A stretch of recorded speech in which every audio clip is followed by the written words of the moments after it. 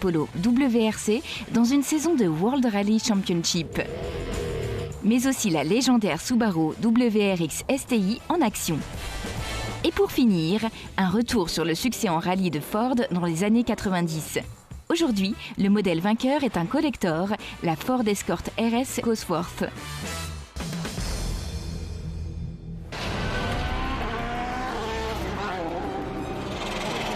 Août 2014 au Rallye d'Allemagne.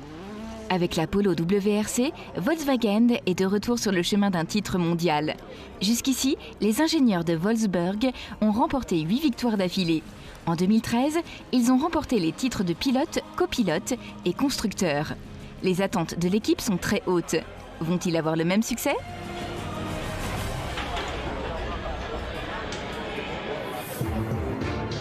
Mais rendons-nous d'abord à Wolfsburg. Par un beau matin de janvier, l'équipe et les actionnaires majoritaires se rencontrent à la maison mère de Volkswagen pour parler du rallye. Le directeur, Martin Winterkorn, motive les troupes. Pour lui, il est clair que la mission défense du titre sera un succès. Il annule même une réunion importante pour l'événement.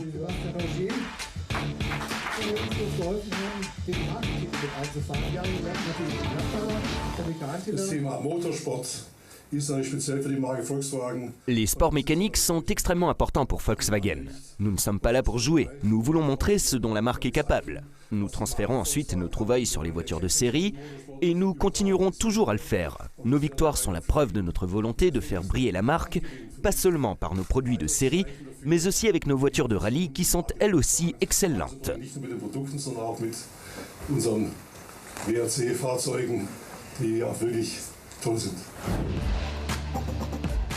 C'est une voiture d'exception, la Polo R WRC Volkswagen.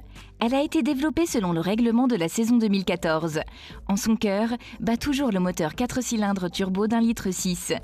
Les 315 chevaux la propulsent à 200 km/h en vitesse de pointe.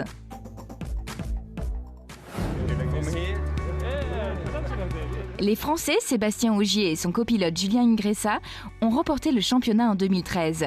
Mais les deux autres pilotes et copilotes comptent bien attaquer cette année. Qui remportera la course ? Nous verrons quelques images de la folle saison 2014.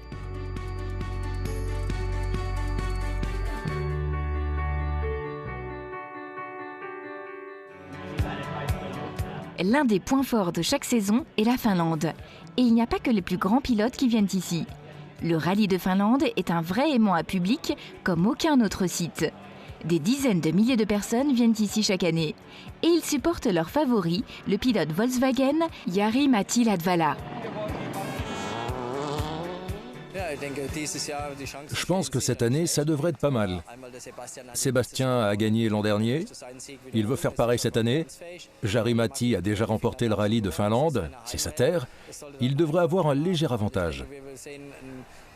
Je pense qu'il y aura une belle lutte entre ces deux-là.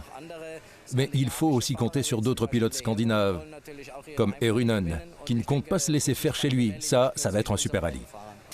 Ah, vous savez, je suis très impatient. Parce que c'est un rallye qui a lieu à la maison, alors forcément, j'ai très envie de le gagner. Il va y avoir de nombreux fans qui seront là pour me soutenir. Et puis, ça fait longtemps qu'un Finlandais n'a pas remporté le rallye. L'atmosphère est meilleure que jamais. L'événement est très bien organisé. On a des pistes rapides. On va pouvoir faire de nombreux sauts dans les forêts. Donc, tous les éléments sont réunis pour un rallye exceptionnel. Le Finlandais a hâte de remporter sa 11e victoire au général. Et ça semble bien parti pour lui. 4 rallyes se tiennent chaque week-end de course. Dans les 2 premiers jours, il est premier et sa Polo est très rapide. Il prend de l'avance sur son coéquipier Ogier. Le 3e jour, il doit faire face à une défaite. Un de ses freins est cassé.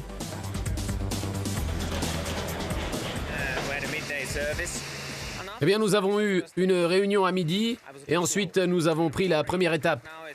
Bon, c'est vrai, j'étais un peu lent. Je suis inquiet parce que ça va être difficile si on continue comme ça.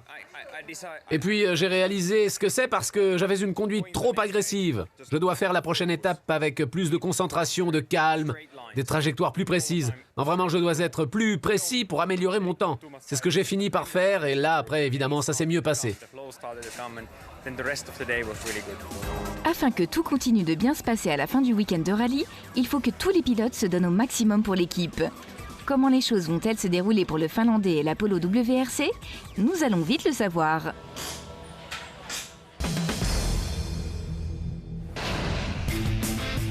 Et c'est parti pour un tour en WRX STI dans les graviers. On y va!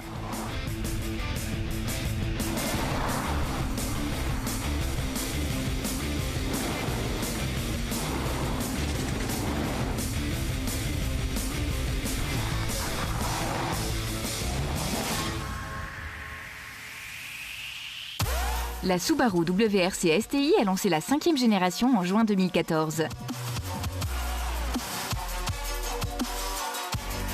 La Subaru reste fidèle à son design agressif, sportif, comme toutes les STI.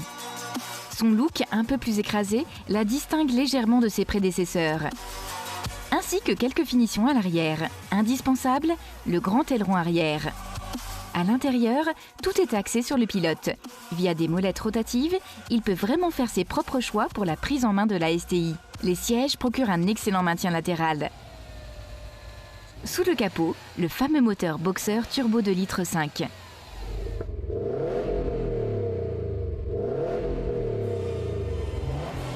Dunlop a développé des pneus spéciaux pour la nouvelle WRX STI.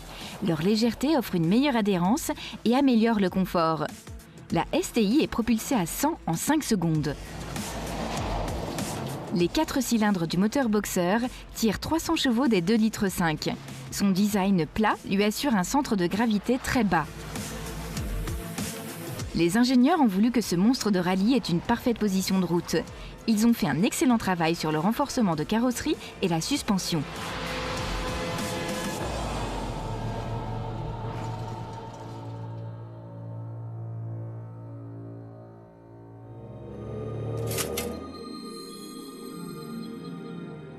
En mars 2013, les Japonais mettent en ligne ce film promotionnel du nouveau prototype de la WRX STI.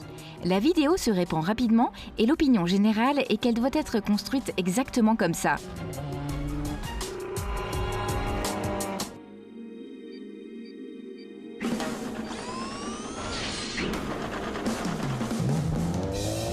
Particulièrement pour les optiques diaboliques et le style de design global agressif. C'est très loin des modèles de série.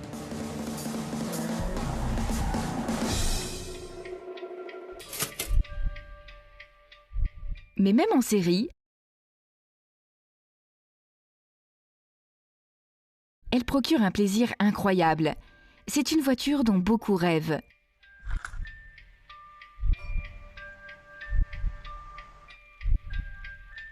Cette voiture est facilement reconnaissable. Elle est presque toujours bleue et disponible avec un large aileron. Dès le démarrage des 300 chevaux de l'icône de rallye, la sensation est énorme. Dans la dernière génération, elle reste fidèle à ses lignes agressives, effilée à l'avant avec une longue aile arrière. Cette voiture ne peut pas laisser indifférent. La WRX STI est un must.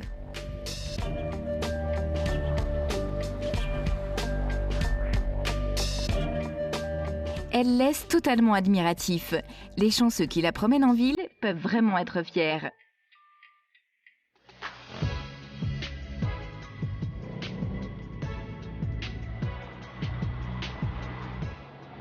Et je vous garantis que même sans les jantes dorées typiques, vous ne passerez pas inaperçu. Ces dimensions la rendent pratique au quotidien, mais elle n'a pas sa place en ville. Une fois le turbo en route, avec ce sifflement caractéristique, le plaisir monte, monte, et à peine le pied sur l'accélérateur, il faut déjà le lever, sous peine de perdre le permis. Avec cette Subaru, on est à la recherche constante du meilleur terrain pour laisser parler ses gènes de rallye. Une fois que vous y êtes, la WRX se transforme brutalement en une toute autre voiture. Automatique ?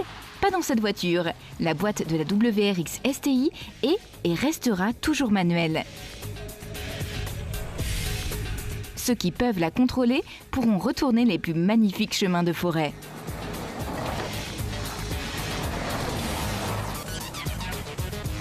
Au fait, WRX signifie World Rallycross, une des séries de courses les plus célèbres sur asphalte. STI Subaru Technica International est une compagnie créée spécialement pour le développement des voitures de sport en tant que filiale de Subaru. Elle ne se sent vraiment bien que sur son terrain de prédilection, les graviers, loin de la civilisation. C'est un pur bonheur que de la conduire. Elle est disponible à partir de 41 900 €.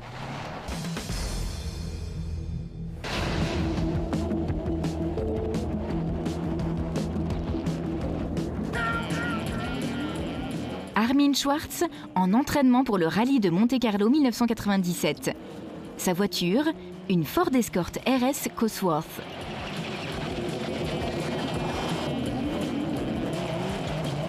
Sans le rallye, cette voiture n'aurait pas lieu d'être. Afin d'avoir une voiture particulièrement maniable pour le WRC, Ford a transféré la technologie 4x4 de la Sierra sur la structure d'une Escort compacte 3 portes.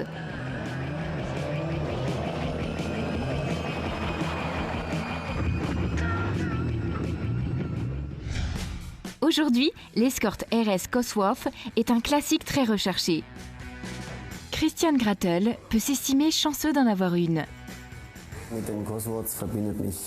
Je partage de belles choses avec les Cosworth. J'ai grandi dans cette voiture. Mon père faisait beaucoup de courses, des courses de côte. J'ai beaucoup travaillé sur ces voitures. C'est une vraie passion. La voiture doit être allégée pour la nouvelle saison. Je vais tenter de la démarrer. Oui, vas-y Christian.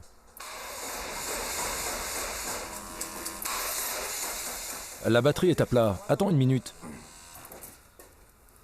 Oui, la batterie est hors d'usage. La voiture est restée à l'arrêt trop longtemps. Elle n'a plus de jus.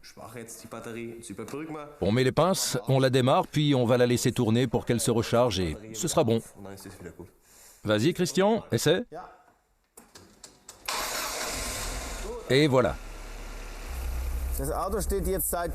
La voiture a dû rester 5 mois sans bouger et on doit vérifier la pression d'huile au démarrage, car le moteur pourrait casser sans huile.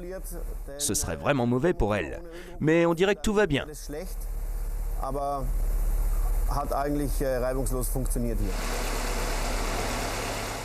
Alors Christian?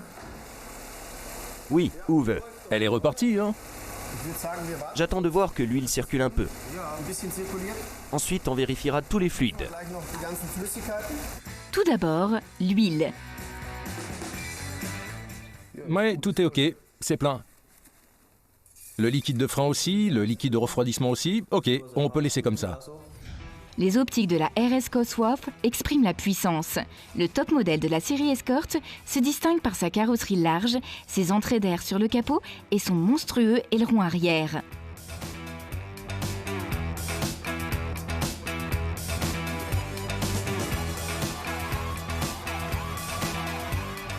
L'intérieur est assez technique.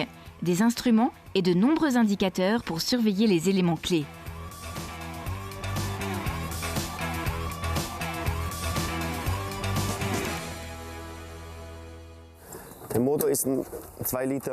Le moteur est un 2 litres, 16 cylindres turbo de 200 chevaux.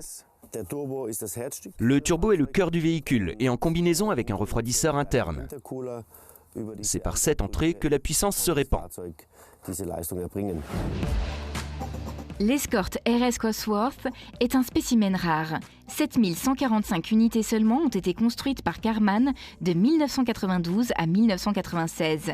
Le plus actuel pour la version route, 28 900 €.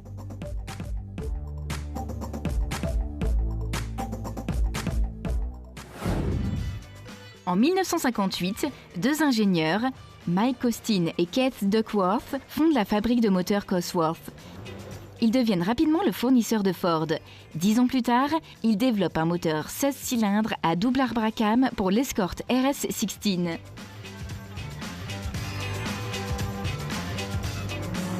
En combinaison avec un bon châssis, la première génération d'Escort connaît le succès en rallye dès 1970, année où elle remporte la course appelée 25 000 km en enfer, le rallye Londres-Mexico. Au total, l'Escort remporte 21 étapes du WRC, remportant en 1973 le titre de champion des constructeurs. En 1975, Ford lance la seconde génération en course. L'Escort numéro 2 fait tout mieux que la précédente. En 1979, le pilote de rallye suédois Valdegard remporte au volant de l'Escort la Coupe du Monde et le titre de champion. L'Escort est une bonne voiture, une traction arrière avec un axe rigide. Le moteur de la solide Cosworth de 900 kg la transforme d'une boîte de conserve en une vraie fusée. Et avec elle, le Finlandais Harri Vatanen remporte le WRC de 1981 et l'Escort 2 devient une légende.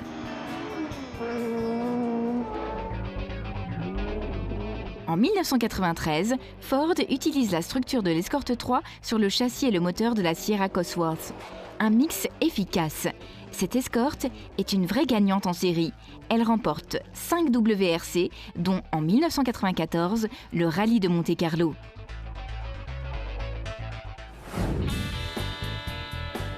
On retourne près de Nuremberg avec Christian Gretel. Avant de faire un test sur route avec son Escort, il doit d'abord passer le contrôle technique.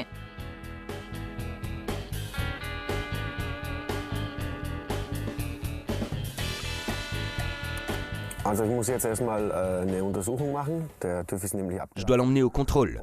L'ancienne vignette n'est plus valable et je ne suis pas certain qu'elle l'obtienne facilement. Elle a passé tout l'hiver à l'arrêt. Il se peut qu'elle ait des fuites. Mais bon, je croise les doigts.